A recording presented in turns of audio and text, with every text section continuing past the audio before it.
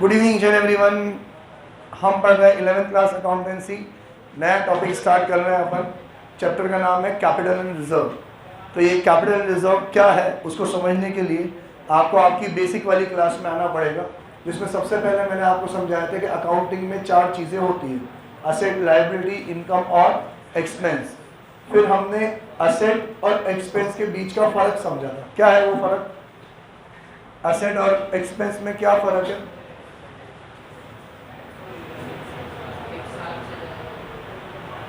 बोल भाई।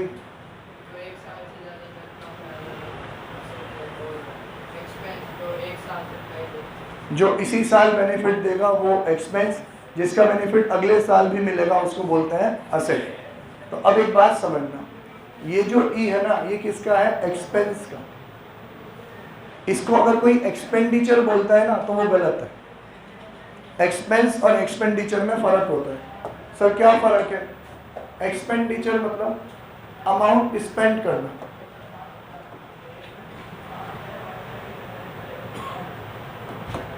एक्सपेंडिचर मतलब अमाउंट स्पेंड करना। अमाउंट स्पेंड करना और अमाउंट डिपॉजिट करना, दोनों में फर्क है। आज अगर मैं किसी को पैसे उधार दे रहा हूं और मैं कोई पैसा खर्च कर रहा हूं तो दोनों में फर्क है कि नहीं? उधार दे रहा हूं तो वापस मिल जाएगा, तो जिसको पैसा उधार दिया ये थोड़ी कहूंगा ये मैंने पैसा स्पेंड कर दिया। लेकिन मैंने कोई काम करवाया और पैसा दे दिया तो अब मैं क्या कहूँगा? ये मैंने पैसा पे क्या कर दिया? स्पेंड कर दिया। तो जब हम पैसा स्पेंड करते हैं उसको बोलते हैं एक्सपेंडिचर। ठीक है? एक्सपेंडिचर मतलब जब हम पैसा, मनी क्या करते हैं? स्पेंड करते हैं। ठीक है? अब ये एक्सपेंडिचर 2 तरीके का होता है। एक होता है रेवेन्यू एक्सपेंडिचर, एक होता है कैपिटल एक्सपेंडिचर। रेवेन्यू और कैपिटल। रेवेन्यू एक्सपेंडिचर मतलब रेवेन्यू वर्ड निकल के आता है रिकरिंग नेचर से।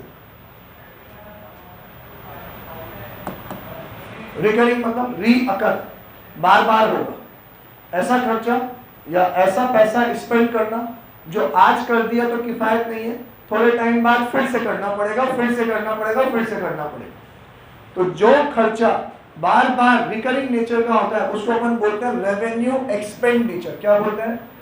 Revenue expenditure. और रेवेन्यू एक्सपेंडिचर का दूसरा नाम है एक्सपेंस। ऐसा खर्चा जिसका बेनिफिट इसी साल मिलेगा उसको क्या कहेंगे अपन? एक्सपेंस। इसी साल मिलेगा तो हो सकता है इस साल 1 दिन के लिए बेनिफिट मिले, 10 दिन, 1 महीना, 10 महीना, 6 महीना, 11 महीना, 12 महीना। और 12 महीना भी कौन से? इसी साल के 12 महीने। अगर मान लो 12 महीने बेनिफिट दे रहा है लेकिन उसमें से 3 महीने इस साल, 9 महीने अगले साल, तो बेनिफिट अगले साल मिलेगा। तो फिर क्या है? ये असेट। समझ में आया कि नहीं है? ठीक है? तो यार 2 तरीके के एक्सपेंडिचर होते हैं, रेवेन्यू एक्सपेंडिचर और कैपिटल एक्सपेंडिचर। रेवेन्यू एक्सपेंडिचर किसको बोलते हैं? जो रिकरिंग नेचर की होते हैं, बार बार होते हैं। एग्जाम्पल, सैलरी आपने इस महीने दी तो अगले महीने फिर देनी पड़ेगी। रेंट इस महीने दिया तो अगले महीने फिर देना पड़ेगा। चाय पानी का खर्चा इस महीने हुआ तो अगले महीने फिर होगा। बिजली का बिल फिर बार बार पे करना पड़ेगा ना। ऐसी चीजें जिसको बार बार पे करना पड़े वो क्या है? Revenue expenditure. शॉर्ट फॉर्म में क्या बोलते हैं? एक्सपेंस। लेकिन कैपिटल एक्सपेंडिचर, कैपिटल मतलब बड़ा, ऐसा खर्चा जो एक बार हो गया ना तो बार बार करने की जरूरत नहीं है, तो उसको क्या बोलते हैं अपन? Capital expenditure. ऐसा खर्चा जो रिकरिंग नेचर नहीं है, ऐसा खर्चा जो रिकरिंग नेचर का नहीं है उसको क्या बोलते हैं अपन? Capital expenditure. और कैपिटल एक्सपेंडिचर को अपन बोलते हैं असेट। क्या बोलते हैं? असेट। तो जो रेवेन्यू एक्सपेंडिचर है वो एक्सपेंस और जो कैपिटल एक्सपेंडिचर है वो असेट। अब देखो आपके चैप्टर का नाम कैपिटल एंड रेवेन्यू एक्सपेंडिचर नहीं है, कैपिटल एंड रेवेन्यू है। तो फिर बेटा ये एक नेचर समझाता है। सेम बात ये एक्सपेंडिचर के लिए भी करेगा, सेम बात ये इनकम के लिए भी करेगा। अब जो इनकम, जो पैसे आपको मिल रहे हैं, जो रिसीट्स है आपकी, वो भी 2 नेचर की है। एक रेवेन्यू नेचर की, एक कैपिटल नेचर की। रेवेन्यू नेचर मतलब ऐसा पैसा जो बार बार मिलेगा। आप लोगों को पढ़ा के आप लोगों से फीस बार बार मिलती रहेगी, मिलती रहेगी, मिलती रहेगी। कैपिटल रिसीट मतलब ऐसा पैसा जो बार बार नहीं मिलेगा, बहुत बरसों में कभी कभी मिले तो मिले।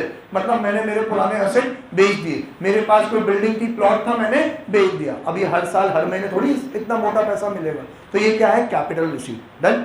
अब ये पूरा चैप्टर किसके ऊपर है कि कब कौन सा पैसा खर्च करने वाला रेवेन्यू नहीं कहलाएगा, कब कैपिटल कहलाएगा।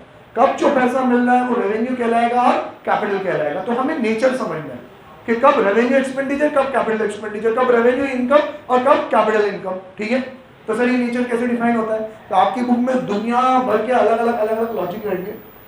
हम यूँ मान लो कोयले की खान में से हीरा तलाश के लाए हैं। ये सीए जिनको हम पढ़ाते हैं उन बच्चों की बुक्स में से मैं ढूंढ के लाया हूँ। कोई बेंचमार्क नहीं, कोई 12 महीने वाला रूल नहीं है।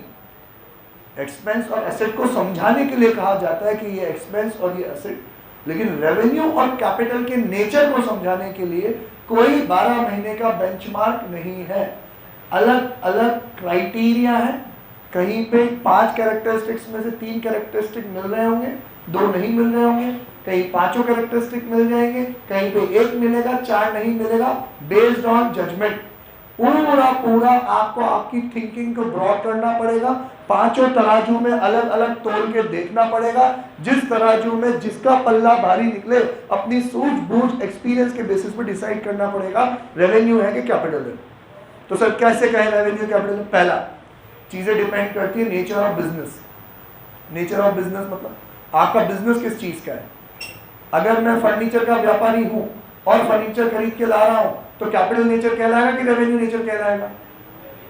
रेवेन्यू, क्योंकि मैं फर्नीचर का व्यापारी हूं और अब मैं फर्नीचर खरीदूंगा तो बार बार खरीदूंगा ना मैं, तो ये जो फर्नीचर खरीदना हो ये मेरे लिए कौन सा नेचर हो गया? रेवेन्यू नेचर हो गया। लेकिन मैं अगर फर्नीचर का व्यापारी नहीं हूं और फिर मैं फर्नीचर खरीद के ला रहा हूं तो अब ये मेरे लिए रेवेन्यू नेचर थोड़ी है। मैं रोज रोज फर्नीचर थोड़ी खरीदता हूं, तो अब ये कौन सा है? कैपिटल नेचर है। समझ में आया कि नहीं आया? Clear? Next, recurring nature of business, recurring nature of expense. वहां नेचर किसका था? वहां नेचर था बिजनेस का। यहां नेचर किसका है? एक्सपेंस का। कि मेरे खर्चे का नेचर कैसा है। इसका एक एग्जांपल लेते हैं। हमारे घर में कारपेट्स बिछते हैं, गालीचे बिछते हैं, ऑफिसेज में भी बिछते हैं गालीचे, कारपेट्स बिछते हैं। तो अब ये जो कारपेट है हम लाए, ऑफिस में बिछाया हमने, रेवेन्यू नेचर की कैपिटल नेचर? सोच के बताना, जो मन में आए बोलना। रेवेन्यू की कैपिटल, कैपिटल डन। होटल्स में ये कारपेट फ्रीक्वेंटली चेंज होते हैं तो उनके लिए ये कारपेट्स लाना रेवेन्यू नेचर। समझेंगे नहीं? क्योंकि वो जो खर्चा है वो उनके लिए क्या होगा? रेगुलर नेचर का होगा। समझेंगे नहीं? अब कोई अगर माइक सिस्टम खरीदे तो रेवेन्यू की कैपिटल, और मेरे लिए रेगुलर यूज में आ रहा है, मैं बार बार खरीद रहा हूं तो मेरे लिए रेवेन्यू। फर्क समझ में आया? ठीक है। नेक्स्ट, पर्पस ऑफ एक्सपेंडिचर, कि आप खर्चा क्यों कर रहे हो। पर्पस ऑफ एक्सपेंडिचर मतलब, इसका एक एग्जांपल लेते हैं अपन, repair and maintenance.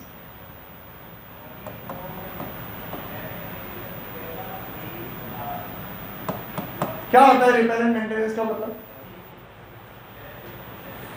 Repair and maintenance का मतलब क्या होता है? जो तुम समझते वही होता है। बोलो भी तो सही, हैंड रेस करके बोलो, ऐसे नहीं। और बोलने की आदत डालो। सब गधे हैं यहाँ पे। तुम्हें जो आता है वो बहुत अच्छी बात है, अगर आता है तो मन में मत रखा करो। बोल भाई साहिल, हमारा कोई एसेट खराब हो गया तो उसको सही कराने का खर्चा, सही है? हाँ, क्यों कराते हैं हम उसको सही? ताकि वो मेंटेन रहे, या फिर और हैंड रेस करके बोलो, फ्यूचर में और ज्यादा टाइम तक चले और सर वो काम करता रहे। अभी वो खराब हो गया था, काम में आना बंद हो गया था, तो वापस काम में आना चालू हो जाए, हमारा काम कहीं ना रुके। ठीक है। अब मान लो मेरी गाड़ी खराब हो गई, मेरे पास पहले एक गाड़ी थी राम प्यारी मेरी पल्सर, ठीक है। अब वो पल्सर खराब हो गई, मिस्त्री ने कहा कि भाई साहब इंजन ऑयल नहीं था, तो आपका इंजन क्या हो चुका है? सीज हो चुका है। अब ये इंजन को ठीक कराओगे उतना ही पैसा लगेगा, इससे अच्छा नया इंजन खरीद लो। तो मैंने क्या करा? नया इंजन खरीद लिया, या फिर मैंने उसकी रिपेयर एंड मेंटेनेंस करवा दी। ठीक है। अब जो मैं रिपेयर एंड मेंटेनेंस करा रहा हूँ, उस रिपेयर एंड मेंटेनेंस से मेरी जो पल्सर है वो वैसी ही चलने लगेगी कि पहले से भी अच्छी चलने लगेगी? जब मैं खरीद के लाया था उससे भी अच्छी नहीं ना। जब मैं खरीद के लाया था उसके जैसी चलने लगेगी क्या? उसके जैसी भी नहीं चलेगी। मैं कह रहा हूं मैंने नया इंजन लगवा लिया, फिर पहले जैसी चलने लगेगी नहीं? पहले जैसी चलाना कभी पॉसिबल है ही नहीं, कभी नहीं। मतलब ये मोबाइल मैं 1 साल 1.5 साल से चला रहा हूँ, अभी इसमें बहुत सारा डेटा फील हो चुका है, तो ये कहीं ना कहीं स्लो हो चुका है। मैंने उसको पूरा फॉर्मेट मार दिया, अभी पहले जैसे चलेगा नहीं चलेगा?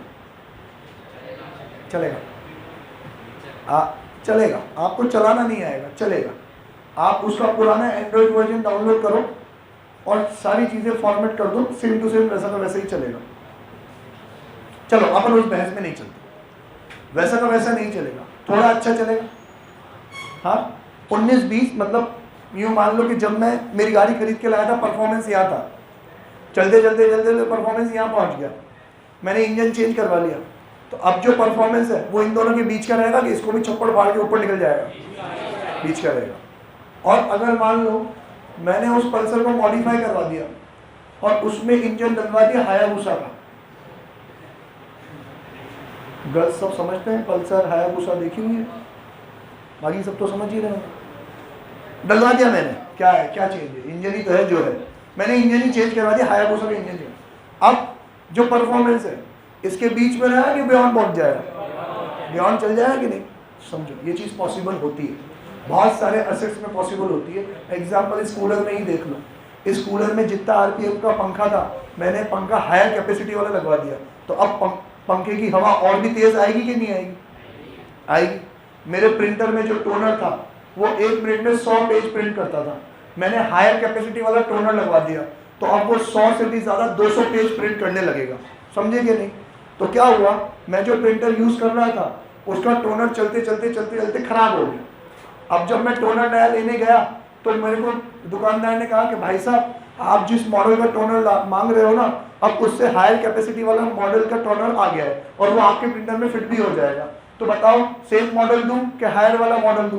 मैंने कहा क्या फ़र्क है कि सेम मॉडल लोगे तो 10,000 रुपये का, हायर वाला मॉडल लोगे तो 15,000 रुपये का। मैंने कहा प्राइस में फ़र्क है लेकिन फ़ायदा क्या है कि sir same model 100 page print करेगा 1 महीने के, एक मिनट के, और हायर वाला 200 पेज प्रिंट कर देगा, आपकी प्रिंटिंग क्या हो जाएगी? फास्ट हो जाएगी। तो अब पर्पस ऑफ एक्सपेंडिचर मतलब आप जो अब खर्चा कर रहे हो उससे उस असेट की एफिशिएंसी मेंटेन होगी कि इंक्रीज होगी? अगर मेंटेन होगी तो रेवेन्यू एक्सपेंडिचर, और अगर कैपेसिटी इंक्रीज हो रही है तो कैपिटल एक्सपेंडिचर। फर्क समझ में आया कि नहीं आया? हाँ, पहले तो आपका नेचर ऑफ बिजनेस, आपका उसी चीज का काम काज है तो रेवेन्यू, नहीं तो फिर क्या है? कैपिटल। दूसरा रिकरिंग नेचर ऑफ एक्सपेंस, आपके कामकाज में वो खर्चा बार बार होता है तो रेवेन्यू, कभी कभार हो रहा है तो कैपिटल। पर्पस ऑफ एक्सपेंडिचर, खर्चा करके एफिशिएंसी मेंटेन हो रही है तो रेवेन्यू, बियॉन्ड जा रही है तो capital. Then effect on revenue generating capacity, कि आप जो खर्चा करोगे उससे आपका जो खर्चा क्यों करते हैं हम खर्चा क्यों करते हैं? कहीं की जगह पे पैसा खर्च क्यों करूंगा? क्योंकि मुझे उससे कोई ना कोई क्या मिलेगा? बेनिफिट मिलेगा। खर्चा करके मैं और पैसा शायद कमाने वाला होगा तो ही तो मैं खर्चा करूंगा। तो आप जो खर्चा कर रहे हो उस खर्चे की वजह से आपकी रेवेन्यू जनरेटिंग कैपेसिटी इंक्रीज होगी, तो कितने टाइम तक इंक्रीज होगी?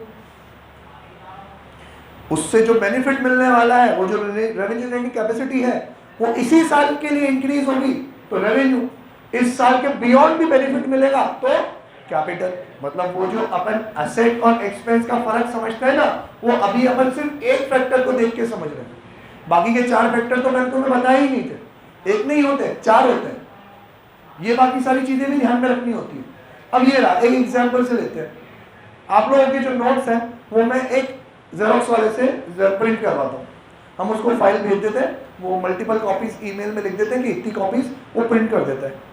अब क्या होगा, उस जेरोक्स वाले को नई मशीन खरीदनी थी, जेरोक्स की मशीन आती है 2 लाख रुपए की। उसने मुझसे कहा कि सर एक काम करो, 50,000 रुपये अपफ्रंट दे दो, मेरे को नई मशीन लानी है। मैंने कहा ठीक है, इसमें मेरा क्या फ़ायदा कि मैं जो आपके जेरोक्स के 1 रुपया पर पेज चार्ज करता हूँ ना आपसे, वो 1 रुपया नहीं करूँगा, 50 पैसे करूँगा।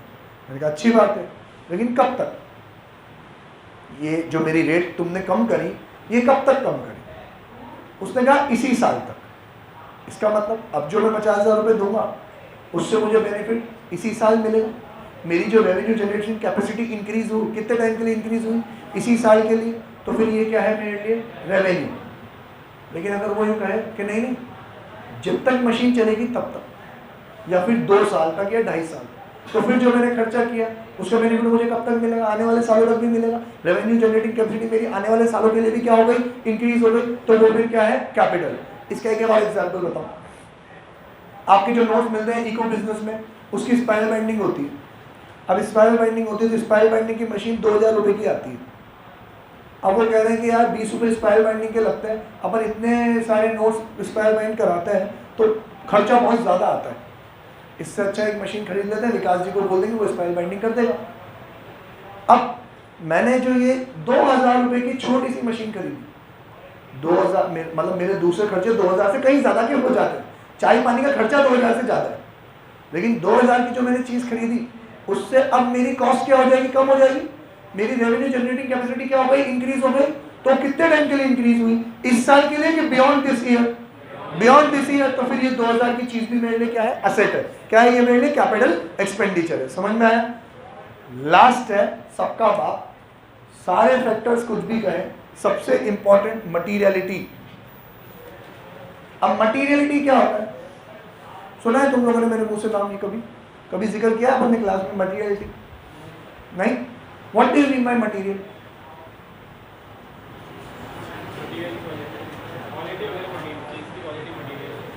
चीज की क्वालिटी मटीरियल। हाँ, थोड़ा बहुत आसपास है। और कुछ?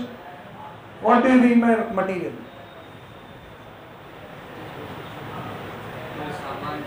कोई गुड्स जिसको अपन रॉ मटीरियल बोलते हैं, वो नहीं। यहां मटीरियल का वर्ड है, material and immaterial. This information is material for me, this information is immaterial for me. Material मतलब इंपॉर्टेंट, ठीक है। यहां पे मटीरियल, अकाउंटिंग में मटीरियल का मतलब क्या है? इंपॉर्टेंट, कि ये चीज आपके बिजनेस के लिए इंपॉर्टेंट है कि नहीं है। अब सर ये इंपॉर्टेंस किसी चीज की कैसे पता पड़ेगी? तो ये मेरे डिसीजन मेकिंग,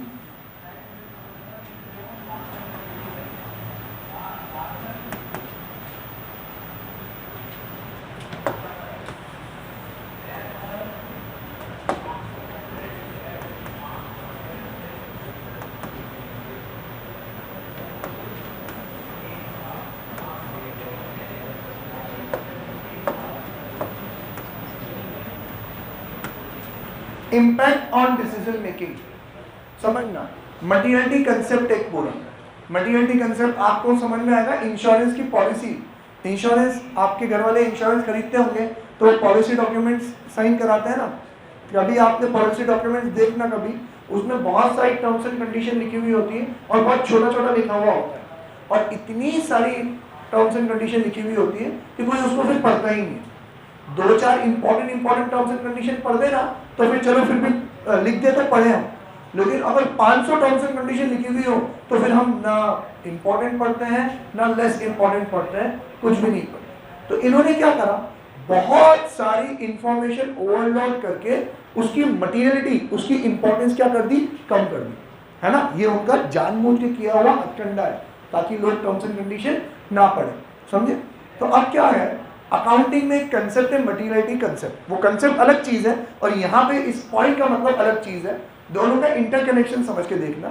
पहले मटीरियलिटी कंसेप्ट ये कहता है कि अगर कोई भी इंफॉर्मेशन आपके अकाउंटिंग यूजर्स के लिए, what do you mean by accounting users, कि जो लोग भी मेरे बिजनेस से रिलेटेड रखते हैं, जो भी लोग मेरे बिजनेस से इंटरेस्ट रखते हैं, जो मेरे पीएनएल बैलेंस शीट देखते हैं, जिनको मेरे बिजनेस से कोई ना कोई किसी न किसी तरीके का मतलब है, चाहे तो वो मेरे बिजनेस में इन्वेस्ट करना चाहते हो, या तो मैं उनसे लोन लेना चाहता हूँ, या तो फिर वो मुझसे माल खरीदना चाहते हैं, या मुझे माल बेचना चाहते हैं, मेरे एम्प्लॉइज हैं, मेरे क्रेडिटर्स हैं, कोई भी हो, अगर वो मेरे फाइनेंशियल स्टेटमेंट्स को चेक करते हैं कि इस बंदे ने कमाया नहीं कमाया, गंवाया नहीं गंवाया, बढ़ा के नीचे गिरा, जो भी चीज मेरी चेक करना चाहते हैं, अब मेरे अगर उन अकाउंटिंग यूजर्स के डिसीजन पे इस इंफॉर्मेशन को दिखाने और छुपाने से फर्क पड़ता है, तो वो इंफॉर्मेशन क्या है? मटीरियल। वापस बोलता हूं, सुनना ढंग से। ऐसी कोई इंफॉर्मेशन है जिसको मैं मेरे फाइनेंशियल स्टेटमेंट में शो कर दूं और शो ना करूं, दोनों से उनका डिसीजन चेंज हो सकता है, तो फिर वो इंफॉर्मेशन क्या है? मटीरियल है। समझ में आया कि नहीं? अगर वो इंफॉर्मेशन मटीरियल है तो उसको शो करना ज़रूरी है। और अगर मटेरियल नहीं है तो उसको आप हाईलाइट करके शो ना भी करो तो भी चलेगा। ये कौन कहता है? मटीरियलिटी कंसेप्ट कहता है कि आप जब अकाउंटिंग करो तो मटीरियलिटी कंसेप्ट का ध्यान रखो कि जो चीज़ें इंपॉर्टेंट हैं उनको हाईलाइट करके दर्शाओ, दिखाओ, झांकी बनाओ उसकी, और जो चीज़ें इंपॉर्टेंट नहीं है उसको आप सिंपल तरीके से कहीं पे भी इधर उधर एक दूसरे के साथ मिक्स करके क्या कर दो, शो कर दो। इसके एक एग्जांपल समझते हैं। मैंने मेरे बिजनेस में कहीं पे 10 लाख रुपए इन्वेस्ट किए। अब मेरा बिजनेस इतना बड़ा नहीं है कि 10 लाख रुपए मैटर ना करे, तो ये 10 लाख रुपए इंपॉर्टेंट है, तो मैं मेरी बैलेंस शीट में इस 10 लाख रुपए के इन्वेस्टमेंट को अलग से दिखाऊंगा, ठीक है। लेकिन अगर किसी की 5000 करोड़ की बैलेंस शीट हो, उसके पास टोटल 5000 करोड़ के असेट्स हो और उसने 10 लाख रुपए कहीं पे इन्वेस्ट किए हैं, तो उसके लिए ये चीज़ इतनी इंपॉर्टेंट नहीं है, तो वो उसको हाईलाइट करके नहीं दिखाएगा, किसी के भी साथ मर्ज करके दिखा देगा। समझ में आया मटीरियलिटी का कंसेप्ट? कोई चीज़ मटीरियल है कि नहीं है, ये फर्क पड़ता है आपके लेवल ऑफ बिजनेस पे, कि आपका लेवल ऑफ बिजनेस ऊंचा है कि नीचा है। नीचा है तो हो सकता है सेम चीज़ आपके लिए मटीरियल हो, किसी और के लिए मटीरियल ना हो। तो ये मटीरियलिटी कंसेप्ट कहता है कि जो भी चीज़ मटीरियल है उसको आप प्रेजेंट करो। यहाँ पे मटीरियलिटी कंसेप्ट क्या कहता है कि आप जो पैसा खर्च कर रहे हो, अगर वो मटीरियल है तो फिर वो क्या है? कैपिटल। और अगर वो मटीरियल नहीं है तो फिर वो क्या है? रेवेन्यू। एग्जाम्पल लेते हैं कि काफ़ी टाइम हो गया तो हमने बिल्डिंग का रिपेयर एंड मेंटेनेंस कराया। अब रिपेयर एंड मेंटेनेंस कैसा कराया? छोटा मोटा हल्का फुल्का, जितना मैं हर साल कराता हूँ उतना ही, मतलब मान लो 1-2 लाख रुपए का, तो it is not that material, तो फिर ये मेरे लिए क्या है? Revenue nature. लेकिन अब जब मैं रिपेयर एंड मेंटेनेंस कराने गया तो मेरे को न जाने क्या सूझी, मैंने कहा दीवारों पे टेक्सचर का पेंट कर दो, नीचे बच्चों के पैर लगते हैं तो इधर मार्बल लगवा दो, कोटा स्टोन को हटवा के मार्बल को हटा के ग्रेनाइट लगवा दो। ऐसे मैंने रिपेयर एंड मेंटेनेंस में ही 50 लाख रुपए लगवा दिए। अब जो अमाउंट है वो क्या हो गया? मटीरियल। अब ये पैसा बार बार खर्च नहीं होता है रिपेयर एंड मेंटेनेंस ही, लेकिन अब ये रेवेन्यू से क्या पहुंच गया? कैपिटल। समझ में आया कि नहीं? तो ये 5 चीजें हैं, इन पांचों को जज करके कहीं पे कोई एक चीज मिलेगी, कहीं पे कोई 2 चीज मिलेगी, लेकिन वापस बोल दो, मूल मंत्र कॉमन सेंस। पहला कॉमन सेंस, दूसरा प्रैक्टिस। अगर कॉमन सेंस है तो प्रैक्टिस की जरूरत नहीं है, पर मुझे पता है तुम्हारा कॉमन सेंस बद से भी बदतर है, तो तुम्हें प्रैक्टिस की जरूरत है। कॉमन सेंस के बेसिस पे जो हमारा माइंड पहली बार में कहेगा वही समझेंगे, और अगर गलत कहा हमारे माइंड ने, हम आंसर चेक करेंगे, गलत कहा तो अपने आप वो चीज हमें याद रह जाएगी कि ये वाला खर्चा रेवेन्यू है कि कैपिटल है। आपको जब क्वेश्चन सॉल्व करना है तब सिर्फ एक बात ध्यान, दो चीजों पे सारे क्वेश्चन बेस्ड रहेंगे। पहला कि आप जो खर्चा कर रहे हो उसका बेनिफिट इसी साल मिलेगा कि अगले साल मिलेगा? इस साल मिलेगा तो रेवेन्यू, अगले साल मिलेगा तो कैपिटल।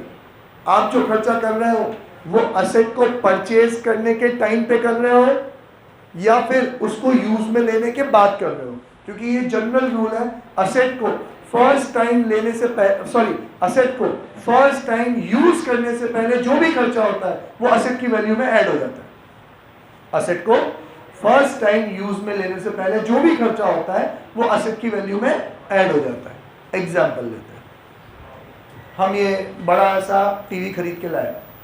ये टीवी अपने आप में आया 1 लाख रुपए का, ठीक है, लेकिन सिर्फ ये टीवी को लाते ही यहाँ पे स्टार्ट थोड़ी कर दिया। पहले टीवी के लिए क्या कराया हमने? कनेक्शन कराया। कनेक्शन में लग गया मुझे 1000 रुपये, ठीक है। फिर टीवी का ये पीछे का वॉल माउंट स्टैंड खरीद के लाए, वो आया 600 रुपये का, नहीं 600 नहीं, वो 2000 का है। फिर इसको इंस्टॉलेशन के लिए एक टेक्नीशियन बुलाना पड़ा, उसने इंस्टॉल करने के पैसे लिए 600 रुपये, ठीक है। तब जाके ये टीवी स्टार्ट हुआ। तो 1 लाख का टीवी कितना बोला मैंने कनेक्शन के?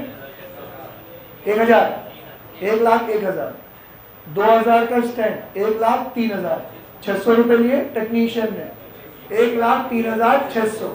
तो अब देखा हमने कहेंगे तो क्या कहोगे? चल 1 लाख कैपिटल, बाकी के छोटे मोटे खर्चे क्या है? रेवेन्यू। नहीं, असेट को यूज में लेने से पहले असेट के ऊपर खर्चा हो रहा है ना, तो ये सारा क्या है? कैपिटल। अब मेरा असेट कितने का कहलाएगा? 1,03,600 का। जब भी आप गाड़ी खरीद के लाते हो तो किसी से पूछो कोई नई गाड़ी खरीद के लाया हो तो यूँ बोलेगा सोच के, यार ये गाड़ी अपन को इतने में पड़ी, तो कहां से पड़ी? आसमान से पड़ी क्या? पड़ी का उसका मतलब है गाड़ी तो किसी एक भाव में खरीदी थी, लेकिन उसको काम में लेने से पहले पहले इतने सारे खर्च हो गए, इतने की पड़ गई। जी सर,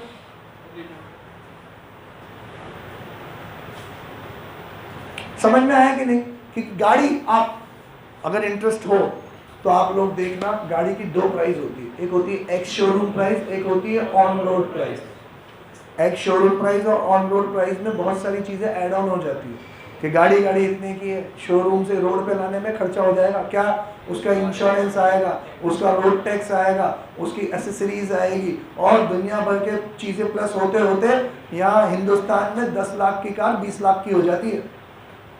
और उसके बाद भी हम मानते नहीं है, उसके बाद भी हम ले जाते हैं उसको कार डेकोर वालों के पास, उसमें नए सीट कवर मंगाते हैं, मैट्रेस लगवाते हैं, सिस्टम लगवाते हैं और दुनिया भर की छोटी मोटी एसेसरी, स्टीयरिंग कवर वगैरह सब मिला के 40-50 हज़ार रुपये उसमें और लोड कर देते हैं। तो गाड़ी वाले यूँ बोलते हैं लोडिंग हो, गाड़ी लोड हो रखी है। भाई मैं क्या, कौन सा सामान भरा हुआ है? एसेसरीज से भरी हुई, लोड कर रखी है। तो अब गाड़ी 10 लाख की थी, 20 लाख की तो रोड पे लाते लाते पड़ गई और घर पे ले जाते लेते 20,50,000 रुपए की पड़ गई। फिर घर वाले मानेंगे नहीं, पंडित जी को बुलाएंगे, उसमें वो स्वास्थ्य का साइन लगा के नारियल खुलवाएंगे, तो पंडित जी भी 1100 रुपये ले जाएंगे। अब गाड़ी चलाने से पहले गाड़ी कितने की पड़ गई? 20,51,100, है ना? तेल भी डलवाएगा, ठीक है, 3,000 का तेल भी डलवा लो, 1,54,100। और कुछ बाकी है? मिठाई, सही कह रहा है, मिठाई, और वो किसी और को भोग चढ़ाना हो तो वो भी, खाना वाना खिलाना हो, किसी को मन्नत मांग रखी हो वो भी, कि गाड़ी खरीदूंगा तब ये भी करूंगा। ये सारी चीजें फर्स्ट टाइम छू करने से पहले जो भी खर्चा हो रहा है वो सब उसमें क्या हो जाएगा? ऐड हो जाएगा। सारे क्वेश्चन इसी बेसिस पे आएंगे।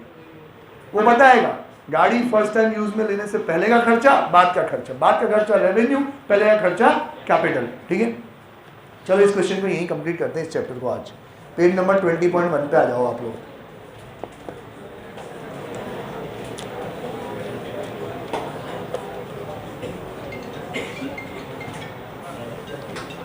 सस्ते हो गए तो पापा हो गए तो मेरे को डाले यार, बोल दे मेरे को इस टाइम पे फोन मत करा करो। इलस्ट्रेशन नंबर 1 पे आ जाओ प्लीज। अच्छा पहले तो distinction between, page number 20.2, 3 star mark कर लो टेबल पे, ये कल रिवीजन के टाइम पे पढ़ेंगे अपन। आप आ जाओ इलस्ट्रेशन नंबर 1, 1 बाय 1 में ट्रांजेक्शन पढ़ लेता हूँ, आपको सिर्फ बताना है रेवेन्यू के कैपिटल है। ठीक है, पहला 5200 spent on repairs before using a second hand car purchase recently. Second hand car purchase करी, यूज करने से पहले रिपेयरिंग कराते ना अपन, तो क्या है ये? Capital expenditure. आपने रिपेयरिंग कराई, थोड़ी दूर चलाई, खटारा फिर खराब हो गई, अब जो रिपेयरिंग का खर्चा है वो कौन सा है? Revenue. Next, during the year 3000 was spent on repairing of various machine, revenue. Freight and cartage on the new machine 1200, erection charges 600, capital, क्योंकि न्यू मशीन है। A sum of 4000 was spent on whitewashing and painting of a new factory, capital, new factory है तो capital. Cost of annual white washing of building, annual white washing मतलब सालाना, दिवाली में पुताई करते हैं ना अपन, वो वाला, तो ये तो बार बार होता है, रिकरिंग नेचर है। Fire insurance premium was paid on 1st July 18 for full 1 year 2400, books are closed on 31st March every year। Revenue की कैपिटल दो, जितने का बेनिफिट इस साल मिलेगा वो रेवेन्यू, और जितने का बेनिफिट अगले साल मिलेगा वो प्रीपेड एक्सपेंडिचर मतलब असेट। अब देखो जनरली फायर इंश्योरेंस प्रीमियम क्या है आपके लिए? रेवेन्यू एक्सपेंडिचर, क्योंकि हर साल होगा, बार बार होगा, तो रिकरिंग नेचर है। लेकिन अब आप साल के बीच में ही इंश्योरेंस करवाओगे तो इंश्योरेंस तो पूरे 1 साल का ही होता है ना बेटा। हाँ मर गया,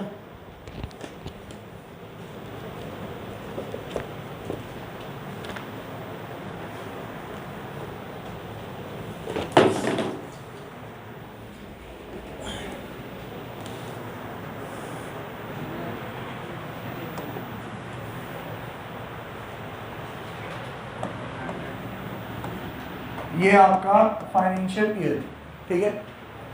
इंश्योरेंस होता है 1 साल, आपने इंश्योरेंस कराया है यहाँ पे, तो वो तो पूरे साल भर की ही सर्विस देगा आपको, मतलब सर्विस देगा यहाँ तक। तो कुछ बेनिफिट तो आपको इस साल मिलेगा और कुछ बेनिफिट आपको अगले साल भी मिलेगा। जितना बेनिफिट अगले साल मिलेगा वो क्या है आपके लिए? असेट, उसको बोलते हैं अपन प्रीपेड एक्सपेंस।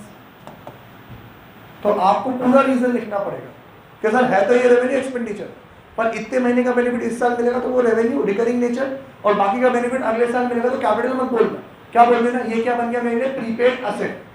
कैपिटल तो है ही, क्या बोलेंगे? Prepaid asset. Next, 20,000 spends towards addition to the machinery, capital. Addition to the machinery capital, मतलब ये आ गई मशीनरी, अब इसके सपोर्ट करने के लिए मैं ये एडिशन और लाया, तो ये भी क्या है? कैपिटल। सर इसके मुकाबले ये तो बहुत सस्ता है, ये तो 500-600 का ही है, लेकिन इसका एडिशन है तो फिर ये भी क्या है? Capital. 5,000 were spent in connection with the issue of capital and 3,000 were incurred as legal expense raising a debenture loan। Star mark कर लो इसके ऊपर। कैपिटल, देखो ये क्या है? ये वाला खर्चा रोजमर्रा का खर्चा नहीं है, बार बार नहीं होता। ये कह रहा है किस चीज का? Issue of capital. Issue of capital क्या होता है? कंपनी जब शेयर्स इशू करती है ना, उसको बोलते हैं इश्यू ऑफ कैपिटल। तो शेयर्स इशू करने में भी तो पैसा लगेगा, अब ये पैसा बार बार तो लगेगा नहीं, तो ये कौन सा है? कैपिटल इन नेचर, ठीक है। Illustration number 2, 50,000 paid for installation of new machine. New machine है तो capital. Payment of annual taxes 20,000, annual insurance premium 10,000। Annual बार बार होगा या sir? Revenue. Next, wages paid to workers for converting raw material into finished goods। Revenue capital, revenue, यही तो काम काज है। रॉ मटेरियल को फिनिश गुड्स में कन्वर्ट करना ही तो हमारा काम काज है, ये रिकरिंग इन नेचर है। क्या होगा ये? क्या हुआ? क्यों इधर उधर देख रहे हो? क्वेश्चन इलस्ट्रेशन नहीं है, अमीरों की बुक में नहीं है, ठीक है। नहीं है तो सुनना ढंग से, ध्यान से सुनना, थोड़ा धीरे धीरे बोलूंगा। एनुअल टैक्सेस हर साल पे करने पड़ेंगे, रिकरिंग इन नेचर तो revenue. Wages paid to workers for converting raw material into finished goods. Raw material को फिनिश्ड गुड्स में कन्वर्ट करना ही तो काम काज है, इसी को तो मैन्युफैक्चरिंग कहते हैं। तो ये कौन सा है? Revenue. A sum of 40,000 was spent in overhauling its entire plant, which resulted in adding 5 years to its working life।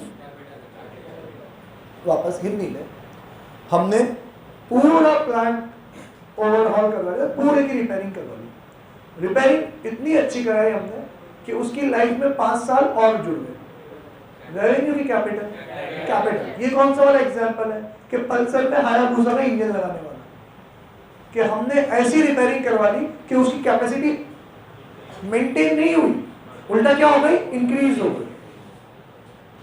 10 lakh spend on the construction of railway sidings. Railway की पटरियां बिछवा दी हमने। Revenue capital, capital. जो बड़े बड़े goods होते हैं, जो raw material railway के थ्रू मंगवाते हैं, तो वो रेलवे वालों से परमिशन लेके पूरी ट्रेन फैक्ट्री में मंगवाते हैं। तो ट्रेन हवा से तो आएगी नहीं, तो ट्रेन की पटरियां बिछवाने का खर्चा भी क्या है? कैपिटल। ये भी क्या है हमारे लिए? असेट।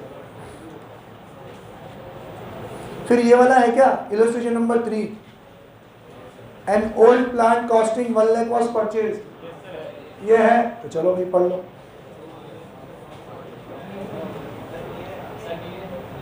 जिसके नहीं बाहर चल जाओ।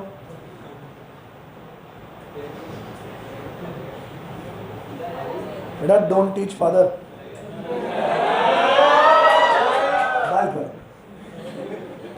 An old plant costing 1 lakh was purchased. 2,000 were paid on the carriage.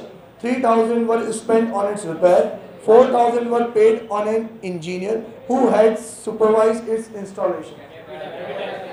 ये टीवी वाला एग्जांपल ले लिया कि एक मशीन खरीदी, उसको यूज में लेने के लिए इतने सारे खर्चे कर लिए, तो ये सारे क्या है मेरे लिए? कैपिटल।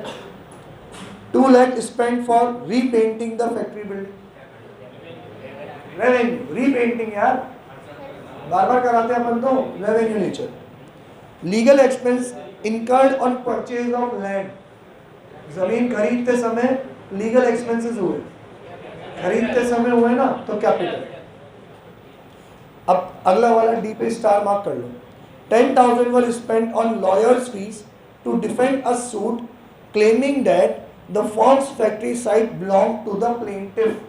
अब ये इसमें 2-3 टेक्निकल वर्ड लिखे हुए हैं। सूट मतलब केस, प्लेंटिफ मतलब दुखियारी पार्टी, एग्रीड पार्टी। प्लेंटिफ मतलब दुखियारी पार्टी जिसने केस किया है। तो अब ये कह रहा है कि किसी दुखियारी पार्टी ने, किसी ने हमारे ऊपर केस कर दिया और ये कहने लगा कि ये जो फैक्ट्री की बिल्डिंग की फैक्ट्री की जो ज़मीन है ये हमारी नहीं है, उसकी है। अब वो केस लड़ने में, हमने तो कुछ किया ही नहीं था, उसने केस किया। अब ये केस लड़ने में हमारा खर्चा हो गया, रेवेन्यू की कैपिटल।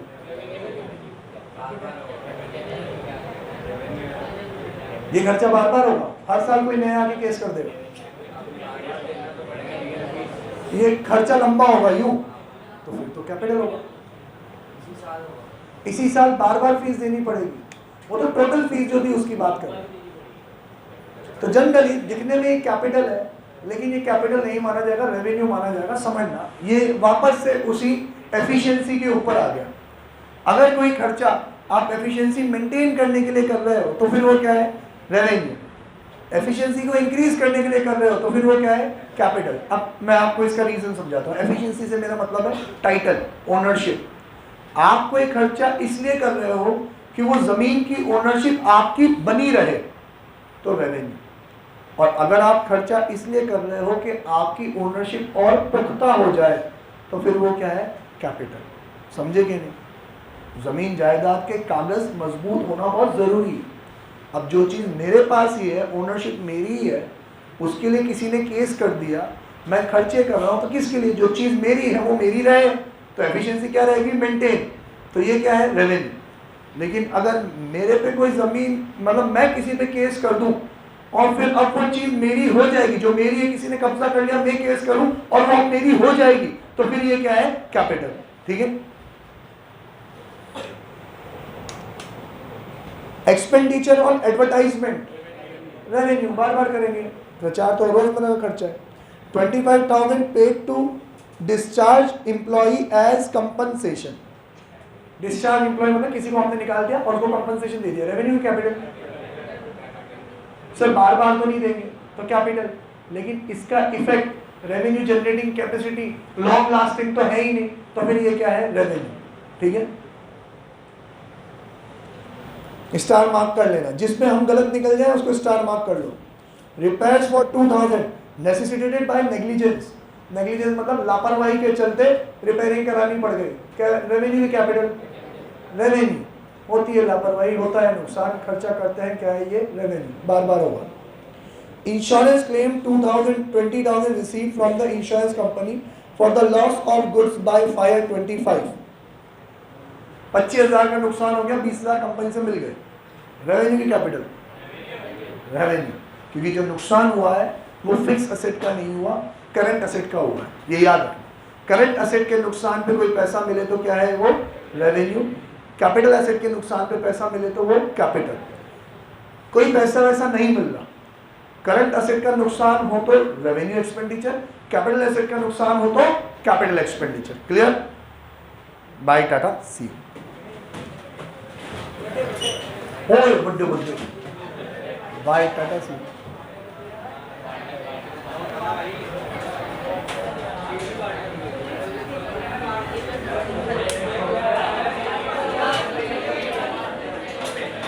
चला गया समय।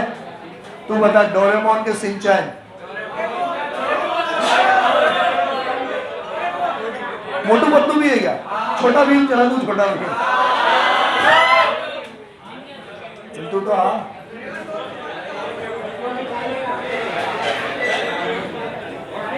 हेलो, बस हमने जस्ट फ्री थी जब 2 मिनट और। हाँ શું થયું? हाँ मूड खराब છે, चल करूँ।